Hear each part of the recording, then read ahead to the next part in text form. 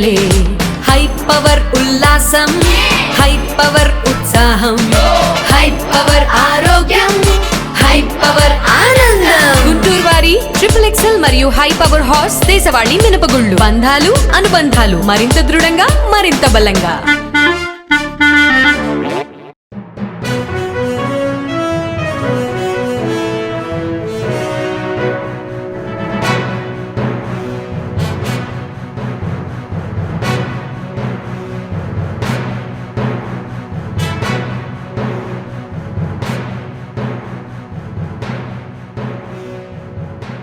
Welcome to NXT news. ఈనాటి వార్తా విశేషాలు. ఉమ్మడి కృష్ణా గుంటూరు జిల్లాల పట్టభద్రుల నియోజకవర్గ ఎమ్మెల్సీ కూటమి అభ్యర్థిగా ఆలపాటి రాజేంద్ర ప్రసాద్ ఈ నెల 7వ తేదీన నామినేషన్ వేయనున్నారు. గుంటూరు వెంకటేశ్వర విజ్ఞాన మందిరం నుంచి జిల్లా కలెక్టరేట్ వరకు ఆయన ర్యాలీగా వెళ్లనున్నారు. ఇదే విషయాన్ని ఆలపాటి రాజేంద్ర ప్రసాద్ మంగళవారం తెలిపారు. శుక్రవారం ఉదయం 10 గంటలకు ప్రారంభమై ఈ ర్యాలీలో ఉద్యోగులు, నిరుద్యోగులు, బీజేపీ, జనసేన, టీడీపీ శ్రేణులు పాల్గొవాలని పిలుపునిచ్చారు. రాష్ట్ర ప్రగతికి శాసన మండలి ద్వారా పనిచేసే అవకాశం కల్పించాలని ఓటర్లకు ఆయన విజ్ఞప్తి చేశారు. నమస్కారం, నేను మీ ఆలపాటి రాజేంద్ర ప్రసాద్ని. ఈ నెల 27వ తారీఖున జరిగే ఉమ్మడి కృష్ణా గుంటూరు జిల్లాల పట్టభద్రుల ఎమ్మెల్సీ అభ్యర్థిగా కూటమి బలపరిచిన అభ్యర్థిగా పోటీ చేస్తున్నటువంటి సందర్భంలో ఈ నెల 7వ తారీఖున ఉదయం 10 గంటల నుంచి 1 గంట వరకు వెంకటేశ్వర విజ్ఞాన మందిరం నుంచి ర్యాలీగా బయలుదేరి మీ అందరి తోడ్పాటుతో కలెక్టరేట్లో నామినేషన్ వేయాలని కోరుకుంటా ఉన్నాను.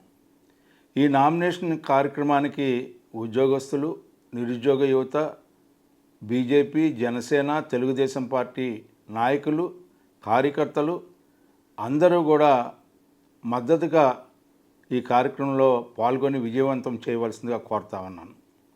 ఈ రాష్ట్ర ప్రగతికి మీ అందరి తోడ్పాటుతో శాసన మండలిలో గెలిచి సేవ చేసే అవకాశం కల్పించమని చెప్పి విజ్ఞప్తి చేస్తూ సెలవు తీసుకుంటామని. కూటమి పాలనలో ఏపీ అభివృద్ధి పరుగులు తీస్తుందని టీడీపీ జిల్లా అధ్యక్షులు తాడికొండ ఎమ్మెల్యే తెనాలి శ్రావణ్ కుమార్ తెలిపారు. గత వైసీపీ పాలనలో రాష్ట్రాన్ని అప్పుల కుప్పగా మార్చారని ఆరోపించారు.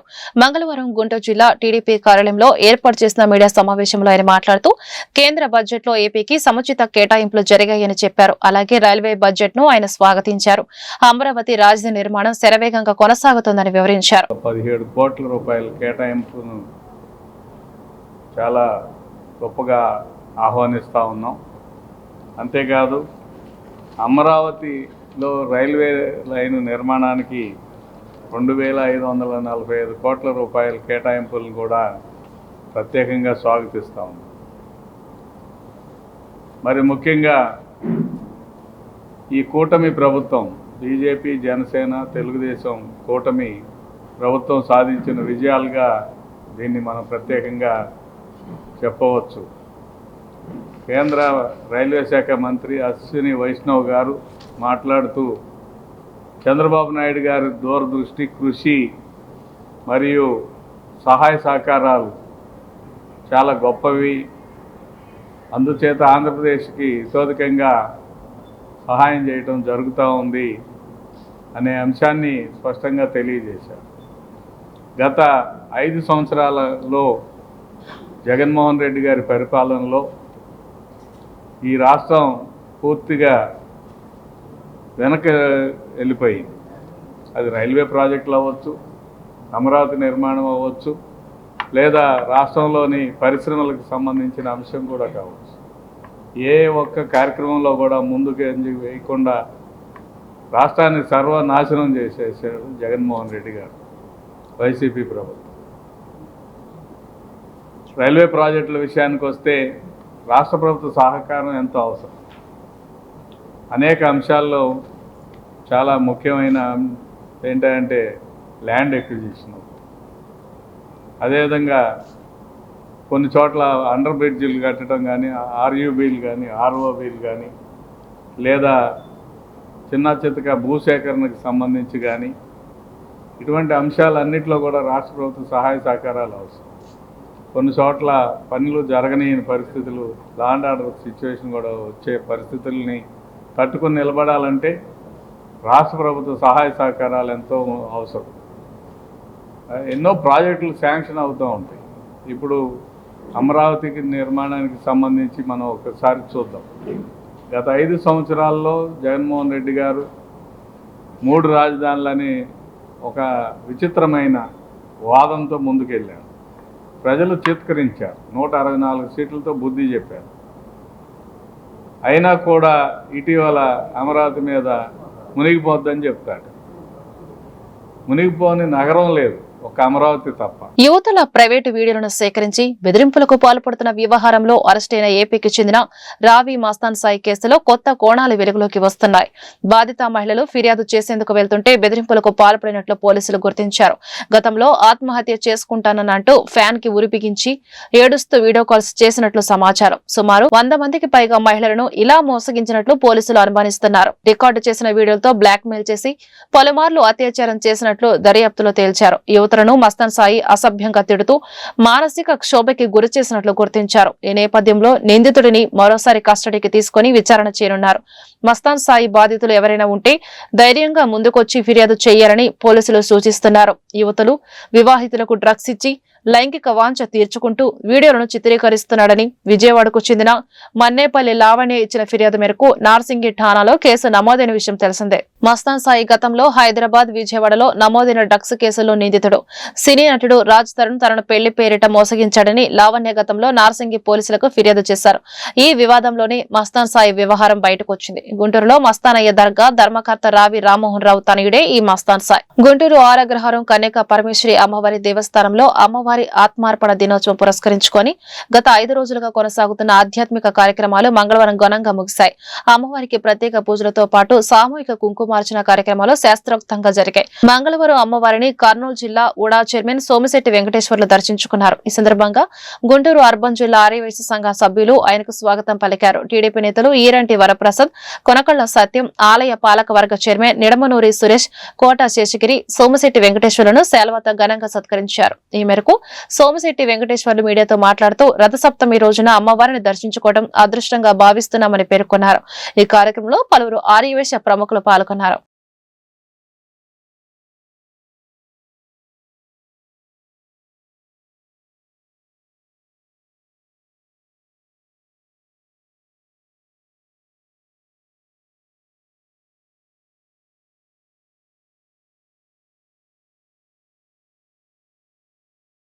శ్రీ కన్యకా పరమేశ్వరి టెంపుల్కి ఈరోజు నేను రావడం మొట్టమొదటిగా చాలా చూస్తుంటే ఆనందంగా ఉంది. 103 సంవత్సరాలు అయినటువంటి ఈ టెంపుల్ ఈరోజు నేను రావడం ఇవాళ మంచి దినం, రథసప్తమి ఈరోజు. ఇది నా యొక్క భాగ్యం, నా యొక్క అదృష్టం కూడా భావిస్తున్నాను. ఇది చాలామంది వయస్సులంతా కష్టపడి అమ్మవారికి, ముఖ్యంగా వయస్సులకు ఆరాధ్య దైవం అమ్మవారికి కులదైవత, ఈ యొక్క కార్యక్రమం వచ్చినందుకు మళ్ళా ఒకసారి రావాలి, 1 గంట ఇక్కడ స్పేర్ చేయాలనే ఉద్దేశంతో నాకు నమ్మకం ఉంది అమ్మవారి మీద. అమ్మవారు ఖచ్చితంగా వయసులో కాపాడుతుంది. అందరూ రాష్ట్రం బాగుండాలి, దేశం బాగుండాలని కోరుకుంటున్నాను. కన్యకా పరమేశ్వరి దేవస్థానం ఆరగ్రహారం గుంటూరు అమ్మవారి 31వ తారీఖు అమ్మవారి ఆత్మార్పణ దినోత్సవం. ఆ రోజు కుంకుమ పూజలు, అభిషేకాలు, హోమాలు, సాయంత్రం నగర గ్రామోత్సవం చాలా అద్భుతంగా జరిగింది. మహిళలు కోలాటాల మధ్య రంగరంగ వైభవంగా ఆర్యవైశ్య ప్రముఖులు అందరూ పాల్గొన్నారు. అట్లాగే మరుసటి రోజు నుంచి కుంకుమ పూజలు, అన్నప్రసాదం కంటిన్యూగా జరుగుతుంది. ఇవాళ రథసప్తమి చాలా విశేషమైన రోజు. ఈ సందర్భంగా జరిగే ఆఖరి రోజు కుంకుమ పూజ ఇవాళ నగరం ప్రముఖులు కూడా అందరూ ఇచ్చేస్తున్నారు. అలాగే ఈ కార్యక్రమానికి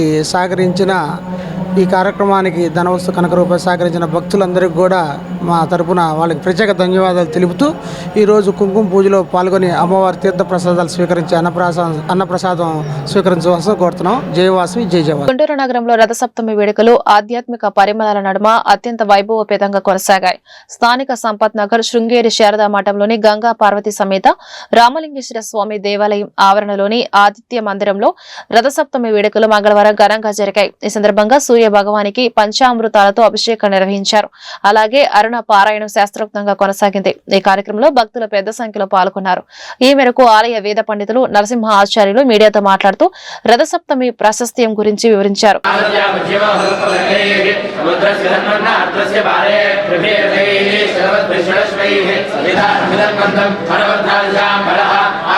సంపరశ్చైవ సవిదారే సదాభూత జగవసదృతం విదత్కైవ బహుజామగిరపసి అన్వేదగ్రహక్రియాంతం ఆయసోయాం సమదృశు సంజ్ఞామస్తమోద్యోగయతః రాజోగాప్తిపాదజలో సదజ్యోతిస్తవాతే సంకాశం కాశ్యపేయం మహాద్యుతిం తమోరిం సర్వపాపగ్నం ప్రణతోస్మి దివాకరం.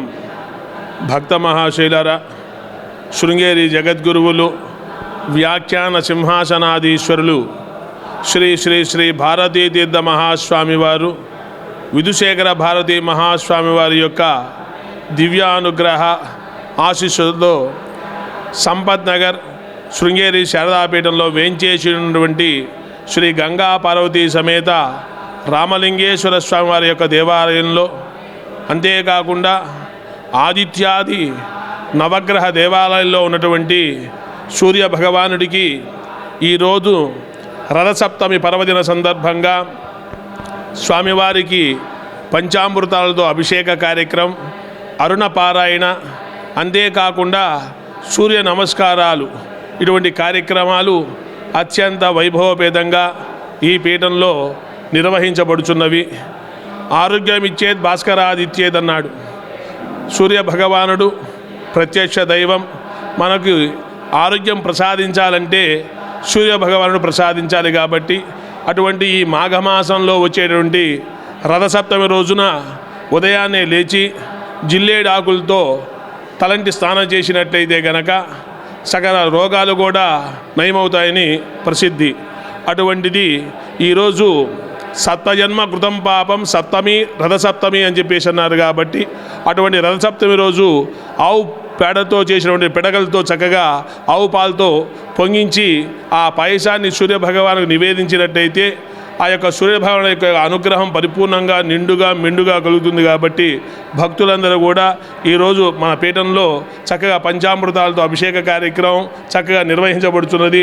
భక్తులందరూ కూడా విశేషంగా పాల్గొని ఆ సూర్య భగవాను దర్శించి తీర్థప్రసాదాలు స్వీకరించి స్వామివారి యొక్క అనుగ్రహానికి పాత్రలు కావాల్సిందిగా మనవి చేస్తున్నాం. ఆంధ్రప్రదేశ్ రాష్ట్రంలో కులగణన సర్వే చేపట్టాలని కూటమి ప్రభుత్వాన్ని PCC chief YS Sharmila demand చేశారు. 5.5 కోట్ల రాష్ట్ర జనాభాలో వెనుకబడిన వర్గాల వారి సంఖ్య ఎంతో తేల్చాలంటూ ఈ సందర్భంగా ప్రభుత్వానికి ఆమె సూచించారు. మంగళవారం విజయవాడలో AP PCC chief YS Sharmila విలేకరులతో మాట్లాడుతూ రాజకీయ, సామాజిక, విద్యా, ఉద్యోగాలలో ఎవరి వాటా వారికి దక్కాల్సి ఉందని అభిప్రాయపడ్డారు. జనాభా ప్రతిపాదికన న్యాయంగా రిజర్వేషన్లు అమలు కావాల్సి ఉందన్నారు.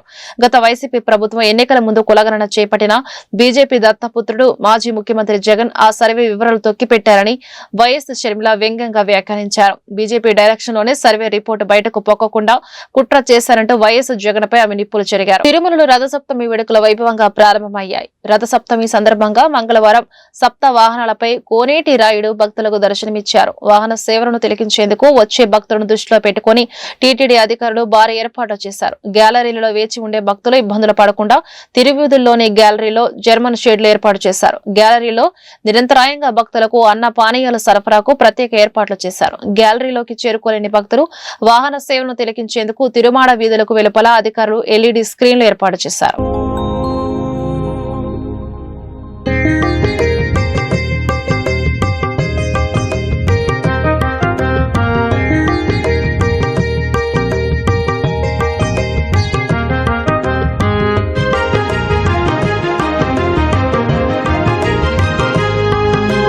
అదివో అల్లదివో శ్రీహరివాసము, అదివో అల్లదివో శ్రీహరివాసము, 10,000 శేషుల. రథసప్తమి పర్వదిన సందర్భంగా శ్రీకాకుళం అరసవెల్లి సూర్యనారాయణ స్వామి ఆలయంలో మంగళవారం తెల్లవారుజామున వేడుకలు వైభవంగా ప్రారంభమయ్యాయి. దేవాదాయ శాఖ ప్రిన్సిపల్ సెక్రటరీ వినయ్ చంద్ స్వామివారికి పట్టు వస్త్రాలు సమర్పించారు. కేంద్ర మంత్రి రామ్మోహన్ నాయుడు స్వామివారి నిజరూప దర్శనం చేసుకున్నారు. కాగా క్షీరాభిషేకం కోసం భక్తులు బారులు తీరారు. మంగళవారం ఉదయం 7 గంటల నుంచి సాయంత్రం 4 గంటల వరకు స్వామివారి నిజరూప దర్శనం భక్తులకు కల్పించనున్నారు. ఆదిత్యుడి దర్శనం కోసం సోమవారం రాత్రి నుంచి ఆలయానికి భక్తులు భారీగా తరలి వచ్చారు. దీంతో ఆలయ పరిసరాలు భక్తులతో కిటకిటలాడుతున్నాయి. రాష్ట్ర ప్రభుత్వం, ముఖ్యంగా రాష్ట్ర ముఖ్యమంత్రి వర్యులు చంద్రబాబు నాయుడు గారు దీన్ని స్టేట్ ఫెస్టివల్గా జరిపించాలని జియో కూడా రిలీజ్ చేయడం జరిగింది. దానికి ప్రత్యేకమైనటువంటి ధన్యవాదాలు మా జిల్లా ప్రజల తరపున ముఖ్యమంత్రి గారికి తెలియజేసుకుంటున్నాం. ఈ ఆలయానికి ఉండేటటువంటి ప్రత్యేకతని ఆయన గుర్తించి రాష్ట్ర పండగగా జరుపుకునే అవకాశం ఆయన కేటాయించడం జరిగింది. దాన్ని ఒక ముందడుగుగా తీసుకొని ఈసారి జరుగుతున్నటువంటి ఉత్సవాలు 3 రోజు కార్యక్రమాలుగా చేయించి మరి ఒక పక్కన ఆధ్యాత్మిక కార్యక్రమాలతో సాంస్కృతిక కార్యక్రమాలతో ముఖ్యంగా శ్రీకాకుళం జిల్లాలో ఉండేటటువంటి ప్రజలందరూ కూడా ఈ రథసప్తమి కార్యక్రమం ఒక పండగలాగా జరుపుకునే ఆనందమైనటువంటి కార్యక్రమం చేయాలని 3 రోజులు మంచి ప్రోగ్రామ్స్తో వైభవంగా చేయడం జరిగింది. అసలైనటువంటి ఈరోజు రథసప్తమి నాడు కూడా సుమారు 1.5-2 లక్షల మంది భక్తులు రాష్ట్ర నలుమూలల నుంచి దేశ విదేశాల నుంచి కూడా ఆ పవిత్రమైనటువంటి సూర్యభగవాన్ స్వామి తాలూకా ఆశీస్సులు పొందాలని ఇక్కడికి విచ్చేస్తున్నారు. మరి దానికి కూడా చాలా భారీగా ఏర్పాట్లు చేసుకొని వచ్చేటటువంటి ఏ భక్తుడికైనా సరే ఎక్కడ ఎటువంటి ఇబ్బంది కలగకుండా అన్ని ఏర్పాట్లు కూడా చేశాం.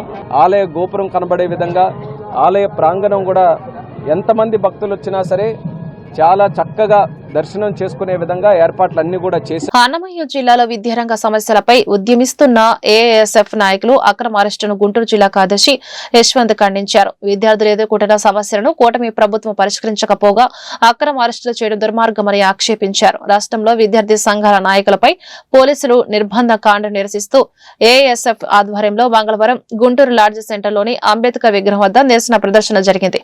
ఈ సందర్భంగా యశ్వంత్ మీడియాతో మాట్లాడుతూ ఎన్నికల ముందు సీఎం చంద్రబాబు నాయుడు విద్యార్థి సంఘాల నాయకులకు ఇచ్చిన హామీలను అమలు చేయాలని డిమాండ్ చేశారు. లేని పక్షంలో ఆయన పర్యటనలను అడ్డుకుంటామని హెచ్చరించారు. ఈ కార్యంలో ఏఎస్ఎఫ్ జిల్లా అధ్యక్షులు గండు శివ, నగర కార్యదర్శి ప్రణీత్ తదితరులు పాల్గొన్నారు. రాష్ట్ర ముఖ్యమంత్రి నారా చంద్రబాబు నాయుడు గారు అన్నమయ్య జిల్లాలోని ప్రజావేదిక మీటింగ్ ఏర్పాటు చేయడం జరిగింది.